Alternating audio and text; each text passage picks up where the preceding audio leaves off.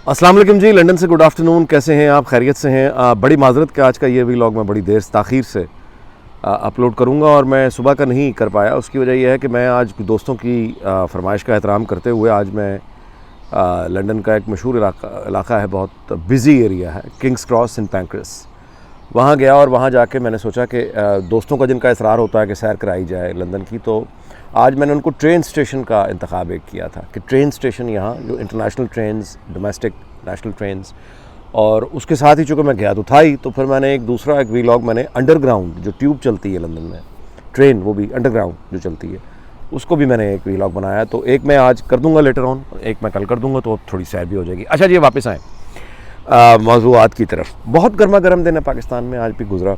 शीरी मज़ारी जो हैं उसको पहले ख़बर आई कि गिरफ़्तार कर लिया गया है और उस पर एक अजीब गरीब एहतजाज और गालम गलोच का सिलसिला शुरू हुआ। ईमान मज़ारी जो डॉक्टर शीरी मज़ारी की साहबजादी हैं और अपनी एक शोहरत रखती हैं अलहदा से, जो कि बड़ी प्रोग्रेसिव सोच की मालिक हैं और बड़ी डेयरिंग, यानी उनकी आप कह लीजिए एंटी स्टेटस को, एंटी इस्टेब्लिशमेंट उनका और बलोचों के हक़ में उनके ट्वीट्स होते हैं। लेकिन आज ज़ाहिर है कि वो बेटी हैं, साहबजादी हैं, तो उन्हें बड़ी तशवीश हुई और उसके बाद उन्होंने सीधा इल्ज़ाम लगवाया जनरल बाजवा पे कि जनरल बाजवा के हुक्म पे, क्योंकि फ़ौज के ख़िलाफ़ बातें हुई थी, धमकी दी गई थी, तो शीरी मज़ारी को इसलिए अगवा किया गया। दिलचस्प सूरत हाल तब बनी कि जब एक तो शीरी मज़ारी को वो किया गया, मोबाइल पर उसकी फुटेज बनाई गई, ख़वातीन पुलिस एहलकार थी जिन्होंने उनको गिरफ़्तार किया और गाड़ी में ले गए। लेकिन उसके बाद जो एक झूठा मीडिया सेल है PTI का, वहाँ पे झूठी ख़बरें, एक तूफ़ान आ गया कि जी मर्द पुलिस एहलकार गए थे, मर्दों ने बदतमीज़ी की, कपड़े फाड़ दिए उसके और वो जुल्म हो गया और हमज़ा शहबाज ने ये कर दिया या शहबाज शरीफ ने, कुछ भी नहीं, कहीं भी नहीं। थोड़ी ही देर बाद इंतहाई दिलचस्प मोड़ तब आया जब हमज़ा शहबाज ने पहले तो वो अहमद सामने आया और उन्होंने कहा कि ये तो हमने गिरफ़्तार ही नहीं किया, हमने नून लीग का रहनुमा सामने आके कह रहा है हमने गिरफ़्तार नहीं किया, हमारा कोई ताल्लुक़ ही नहीं गिरफ़्तारी से। और हमज़ा शहबाज ने फिर उसको यानी छुड़वाया और पार्टी पोजीशन यही है कि हमने तो गिरफ़्तार नहीं किया। ये बनाना रिपब्लिक ये होती है, यानी अब आप देख रहे हैं ये माफियाज हैं जो ऑपरेट कर रहे हैं विद इन द स्टेट, ये माफियाज हैं।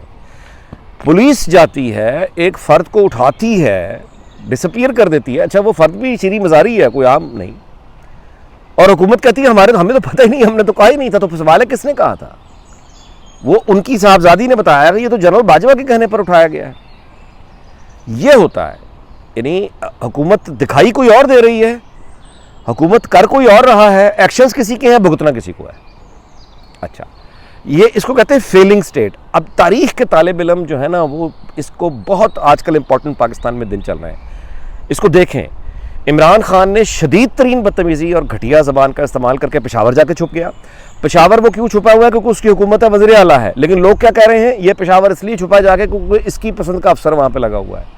अब रियलिटी क्या है, ये इर्रेलेवेंट है, परसेप्शन क्या है, दोनों तरफ। अब तारीख़ के तालिब इल्म ये देखें कि जब भड़कती हुई आग और शोले इमरान खान बात को जहाँ तक ले गया, मरियम नवाज़ पर जो घटिया अटैक इस शख्स ने किया है मुल्तान के जलसे में, उसके बाद तो अब पार्टी की जो एक होती है ना, एक तो क़यादत है, उस क़यादत के नीचे जो लीडरशिप होती है, अब वो लीडरशिप आगे बढ़ के अगर उन्होंने PTI के ख़िलाफ़ इक़दाम न किए तो PMLN के अपने कारकुन जो मिडल वाली ये जो है क़यादत लीडरशिप, PMLN के कारकुन उस लीडरशिप के खिलाफ बगावत कर देंगे जो दरमियान वाली लीडरशिप है, कि हमारी जो मतलब हमारा जो कायद है नवाज शरीफ, उसकी साहबजादी लायक एहतराम मरियम नवाज, उसके बारे में घटिया तरीन बातें इमरान खान करता है, और तुम लोग हमें रोकते हो कि हम PTI पर हमला ना करें, तुम लोग हमें रोकते हो कि हम इसको मारें ना। आप मेरी बात समझ रहे हैं? ये civil war, this is civil war. ये खींच खींच के PTI जो आग लगाई जा रही है, ओ भाई अगले मोम के वो तो नहीं है पुतले, रिएक्ट करेंगे ना, रिएक्ट करेंगे। तो फिर जब माफिया जब ये अब अपेरेंटली यानी क्या हो रहा है कि अब मतलब इस्लामाबाद हाई कोर्ट जिस तरह के नोटिस ले रही है, हुकूमत को काम करने से रोक रही है। शीरी मज़ारी के लिए रात 11:30 बजे उन्होंने कहा, जनाब आप हमें गाली देते हैं, इमरान खान साहब हम तो आशिक हैं आपके पुराने, हमें गाली क्यों देते हो? हमने पहले 12 बजे अदालत खोली थी, हम आज भी सारे सेम डे अदालत खोलेंगे, सलूट करेंगे आपको। आप मेरी बात समझ रहे हैं? तो ये अब ये जो कुछ पाकिस्तान में हो रहा है, मैं असल आपको बात बताऊं, it is not just for, ये डोमेस्टिक नहीं होता आज की दुनिया में, ग्लोबल इकोनॉमी में, और एटमी रियासत के लिए कुछ भी लोकल नहीं होता। एक रियासत जिसके पास एटम बम है उसका फिर अपना कुछ नहीं होता। दुनिया उसमें, उस दुनिया की स्टेट्स इन्वॉल्व हो जाती हैं उस तबाही में। तो एक एटमी रियासत जो कि पाकिस्तान है, वो जिस तरह अब दिखाई दे रहा है कि आहिस्ता आहिस्ता एक फेल स्टेट होने की तरफ बढ़ रहा है, उस वक्त क्योंकि वहाँ पे हुकूमत ही नहीं है। वो कहते हैं हम हुकूमत ही नहीं है, अपोजिशन वो अपोजिशन नहीं है। तो फिर क्या है? राज है ना, कौन है पीछे, कौन है सामने, कौन है, इस धड़े की उससे लड़ाई, उसकी इससे लड़ाई, ये माफिया वॉर्स हो रही हैं। आप मेरी बात समझ रहे? तो बाहर में जो दुनिया है, चीन समेत बाकी दुनिया जो है, वो एक न्यूक्लियर रियासत को इस तरह से जब फेल होते हुए देखेगी, day by day, bank default तो बढ़ ही रहा है, तो उसके नतीजे में जो आग भड़कनी है और जो अल्लाह माफ़ करे कत्लो गारत गरी की पॉसिबिलिटी है, उससे दुनिया को भाई क्या लेना देना।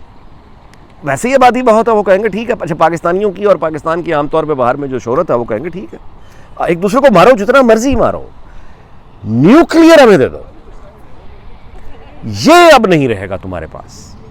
मेरी बात समझ रहे? चीन समेत, इंडिया समेत पूरी दुनिया ताकत लगा देगा, चीन भी पूरी अपनी, कि वो दुनिया सारी ताकत अपनी इकट्ठी करके फोकस होके पाकिस्तान का जो न्यूक्लियर प्रोग्राम है, इस न्यूक्लियर प्रोग्राम को पाकिस्तान के हाथों से कब्जा कुदरत से निकाल लेगी, बमों समेत पूरा प्रोग्राम। अब ये कंप्रोमाइज होगा, अल्लाह ना करे ऐसा हो, लेकिन जिस रास्ते पे हम चल रहे हैं उसका अंजाम ये। कोई मुल्क ये अफोर्ड नहीं करता, इस बात को समझे। वो भाई चीन का क्या कसूर है, उनके ग्लोबल डिजाइन है। देखे ना, इंडिया का मतलब आपको, हमारा दुश्मन है ना इंडिया, दुनिया का तो दुश्मन वो नहीं है। हम दुश्मन समझते हैं, दुनिया तो दुश्मन नहीं समझती। अच्छा, उनका कसूर क्या है? उन्होंने अपनी हालत बेहतर कर ली, इकॉनमी बेहतर कर ली, उन्होंने अपनी इज्जत बना ली, तो अब ये सजा दी जाए कि एटम बम नहीं रहने दिया जाएगा। अच्छा, जिस मुल्क का यानी पाकिस्तान का साबिक वजीर आजम जलसे में ये कहता है कि उस तरह की हुकूमत लाने से तो बेहतर था कि तुम एटम बम चला देते, फौज को कह रहा है, तो अमेरिका बैठा देख रहा है, उनकी नींद उड़ जाए। मेरी बात सुने ना, तालिबान हमारा हमसाया है अफगानिस्तान, वहाँ भी रियासत नहीं है, मतलब वो भी कब्जा है बेसिकली, रियासत नाम की तो कोई चीज़ नहीं है, गैंग है, एक गैंग ने कब्जा कर लिया।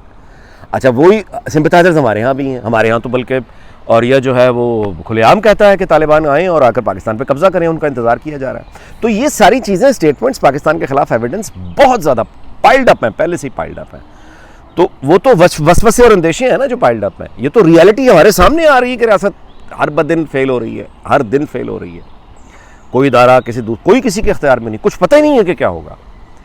जिसका वजीर आजम ये कह रहा है कि मुझे नहीं पता क्या होगा, साबिक वजीर आजम कहता है एटम बम चला दो, मौजूदा वजीर आजम कहता है मेरे पास आई कुछ नहीं। और तालिबान के हिमायती।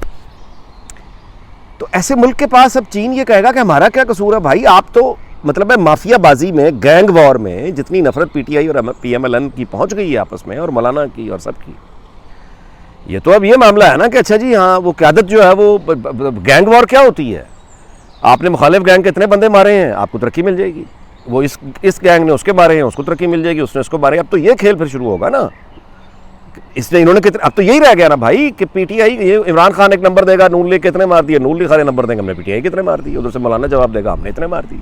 अब तो ये इस तरफ जा रहे हैं ना, इससे आगे तो यही है अगर इसको यहाँ ना रोका, और रोकने का इंतजाम ही कोई नहीं है। तो बस वीलॉग इस बात पे ख़त्म करते हैं कि दुआ करनी चाहिए, दुआ मैं भी करता हूँ, आप भी करें कि हमारा सिविल वॉर से बच जाएं और न्यूक्लियर प्रोग्राम हमारा बच जाए, लेकिन बचता अब दिखाई नहीं देता।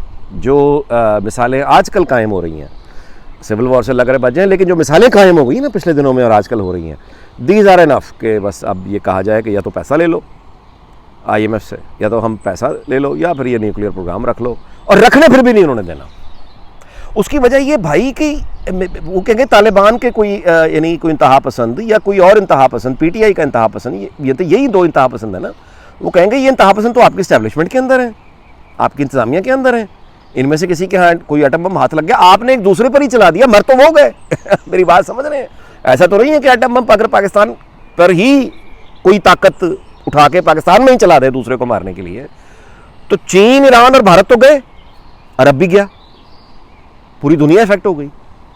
इसलिए ये अब impossible, it is nearly impossible for Pakistan to keep its nuclear arsenal intact for a long time, अगर ये सिचुएशन रही तो। अब मुझे मुश्किल लगता है कि ये अब हम बचा पाएंगे। डिज़ाइंस इंटरनेशनल किसी के नहीं थे, कोई हनूद और जहून की साजिश नहीं है, किसी यहूदी, किसी हिंदू, किसी क्रिश्चियन, किसी अमरीकी की साजिश नहीं है। ये बुनियादी तौर पे आप दाद दें खुद अपने आप को और अपने मास्टर्स को, मैं भी दाद दे रहा हूँ कि पहले ये मुल्क बना तो 24 साल लगा के इन्होंने मतलब मेहनत बड़ी की, टूट गया। अब ये धमाका हुआ है 28 मई 98 को, तो अब लगा लें आपको 24-25 साल फिर लगे हुए हैं।